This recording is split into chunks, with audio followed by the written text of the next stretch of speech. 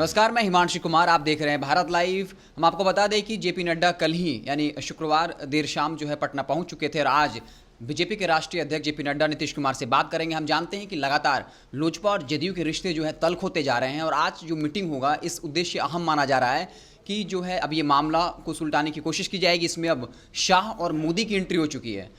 दोनों की जोड़ी ने यह स्पष्ट निर्देश दिया है कि जो चिराग का मसला है उसे सुलझाया जाए और इसको लेकर के आज अहम बैठक होने वाली है। इस बैठक में क्या होने वाला है, क्या क्या संभावनाएं हो सकती हैं, हम आपको बता दें। चिराग पासवान ने स्पष्ट तौर पे संसदीय दल की बैठक में कहा था कि लोजपा है जो 143 सीटों पर जो है जदयू के खिलाफ अपना प्रत्याशी उतारेगी। तो आज ये बैठक होने वाली है जिसमें जेपी नड्डा नीतीश कुमार से बात करेंगे। तो उस पूरे मीटिंग में आज क्या क्या हो सकता है, क्या क्या संभावनाएं हम जानेंगे बाबा से। हाँ बाबा, आज मीटिंग होने वाली है तो क्या कुछ हो सकता है आज की मीटिंग में? हिमांशु, सबसे पहले तो इसकी ज़रूरत क्यों पड़ी? जब कहा जा रहा था, बार बार ये बातें रिपीट हो रही थी कि सब कुछ ठीक है, सब कुछ ठीक है, सब कुछ ठीक है, फिर ये मामला क्यों आया? इस मामले में इतनी तल्खी क्यों आई? और तल्खी आने के बाद आखिर अमित शाह को, जो कि अब संगठन से अलग हैं, देश के गृह मंत्री हैं और देश के प्रधानमंत्री, प्रधान सेवक को इस मामले में क्यों आना पड़ा?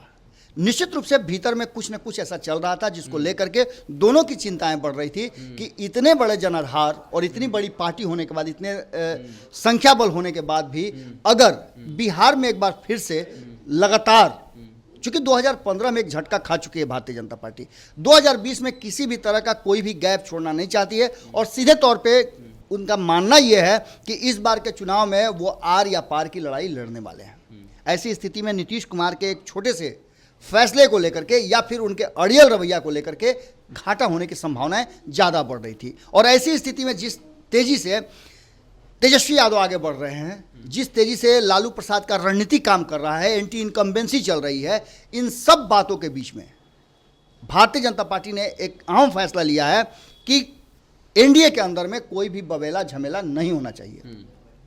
रहा सवाल, तो आपने देखा होगा कि किस तरह से चिराग पासवान और चिराग पासवान के पीछे रामविलास पासवान, उनके पिता, बिल्कुल सपोर्ट में खड़े हैं। बिल्कुल, उसके साथ साथ उनकी पूरी पार्टी चिराग पासवान को अधिकृत कर चुकी है। जैसा कि आपने बताया भी कि 143 सीटों पर उन्होंने कहा था कि जितनी भी सीटें लड़ेंगे नीतीश कुमार, उन सीटों पर भी अपने उम्मीदवार खड़ा करेंगे। जितनी सीटें उन्हें एनडीए में मिलेंगी, महागठबंधन में, माफ़ कीजिएगा, एनडीए में मिलेगी, उतनी सीटें तो वो लड़ेंगे ही। उसके अलावे नीतीश कुमार के विरुद्ध भी वो अपने उम्मीदवार खड़ा करेंगे और ये निश्चित रूप से कहीं ना कहीं उनके लिए मुश्किल भरा हो सकता था और मुश्किल कहीं ना कहीं महागठबंधन को फायदा पहुंचा सकता है। इस बात को देखते हुए, चूंकि आपको पता है कि अमित शाह एक अच्छे रणनीतिकार माने जाते हैं, राजनीति में वो पकड़ अच्छी रखते हैं और चीज़ों को अपने हिसाब से वो ढालने के माहिर माने जाते हैं। एक बात और है कि अभी बीजेपी के राष्ट्रीय अध्यक्ष जो हैं जेपी नड्डा हैं, बिहार में जो है बीजेपी के प्रभारी जो देवेंद्र फडणवीस हैं, इसके बाद भी नरेंद्र मोदी जो देश के प्रधानमंत्री हैं और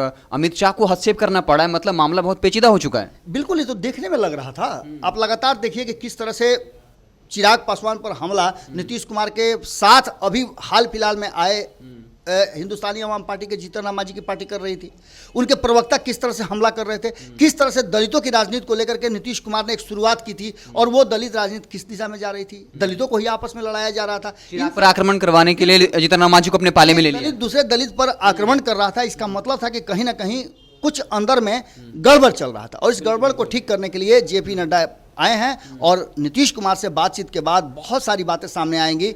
बातों में सिंपल सी बात यही है कि अगर नीतीश कुमार नहीं उतरते हैं उस जगह पे जहां चाहती है भारतीय जनता पार्टी, जिस तरह से समझौता करना चाहती है वहां नहीं आते हैं, तो इस बार 2005 और 2010 की तरह स्थितियां नहीं हैं। इस बार भारतीय जनता पार्टी भी भीतर से पूरी मजबूती के साथ तैयार है। हमारी कई ऐसे भारतीय जनता पार्टी के नेताओं से बातचीत हुई है, भीतर खाने में सभी का कहना यह है कि नीतीश कुमार का इस बार चलने वाला नहीं है। नीतीश कुमार चाहे जितना भी फौंक लें, लेकिन खूंटा मजबूत तो भारतीय जनता पार्टी का ही है। इसका मतलब है कि आप समझ के चलिए कि जेपी नड्डा समझाने और समझने नहीं आए हैं, अच्छा, बताने आए हैं आदेश कि नीतीश जी आपको ऐसे चलना होगा और नहीं चलिएगा तो मुश्किल है आपके लिए, कप्तानी भी आपकी जा सकती है। अच्छा, बड़ी बात है और इस बड़ी बात का खुलासा आज शाम तक आपके सामने भी आ जाएगा। तो इस तरह से देखा, बाबा ने आपको पूरा जो है मसला जो है समझाया, क्या क्या आज होने वाला है इस मीटिंग में। और ये जेपी नड्डा नीतीश कुमार को समझाने नहीं जा रहे हैं, क्योंकि जैसा सूत्रों से पता चला है कि बीजेपी जो है अंदर से खाने बहुत मजबूत है और आज नीतीश कुमार पर कहीं ना कहीं वो दबाव बनाने की कोशिश करेंगे। तो आप जुड़े रहिए भारत लाइव के साथ जैसे ही, और आप अगर हमारा यूट्यूब चैनल देख रहे हो तो उसे सब्सक्राइब कर दे, जैसे हम कोई नया वीडियो बनाते हैं आप तक नोटिफिकेशन पहुंच जाए। बहुत बहुत धन्यवाद। बढ़ाएं अपना कदम सक्सेस की ओर शिखर करियर इंस्टीट्यूट के साथ। शिखर करियर इंस्टीट्यूट पूर्वी भारत में एकमात्र कोचिंग संस्थान जो एक्सक्लूसिवली है मेडिकल एंट्रेंस एग्जाम के लिए।